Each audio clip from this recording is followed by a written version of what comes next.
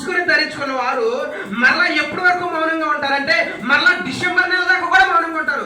అప్పుడే ముసుగుని ధరించుకుంటారంటే నక్షత్రపు ముసుగుని ధరించుకుంటారు, క్రిస్మస్ అని ముసుగుని ధరించుకుంటారు.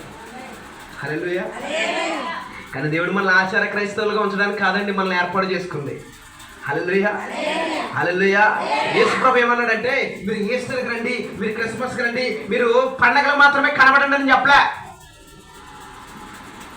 నువ్వు నమ్మినా నమ్మకపోయినా ఈస్టర్ ఉంది నిజం.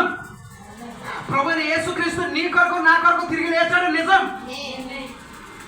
హల్లెలూయా. కానీ పోయిన సంవత్సరంలో ఒక రోజున, ఈ సంవత్సరం ఒక రోజున, మళ్ళీ వచ్చే సంవత్సరం ఇంకో రోజున లేగలేదైనా.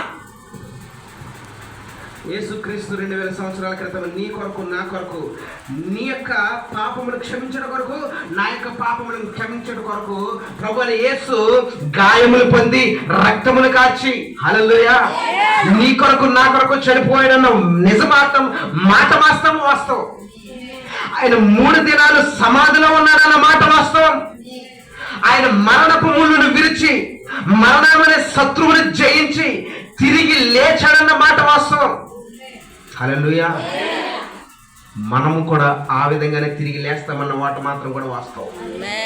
కానీ దీన్ని మాత్రం ఆచారంగా చేయమని దేవుడు ఎక్కడ చెప్పలే. హల్లెలూయా, హల్లెలూయా. ఆచార క్రైస్తవులుగా ఉండడానికి కాదు దేవుడు మనం ఏర్పాటు చేసుకున్నది.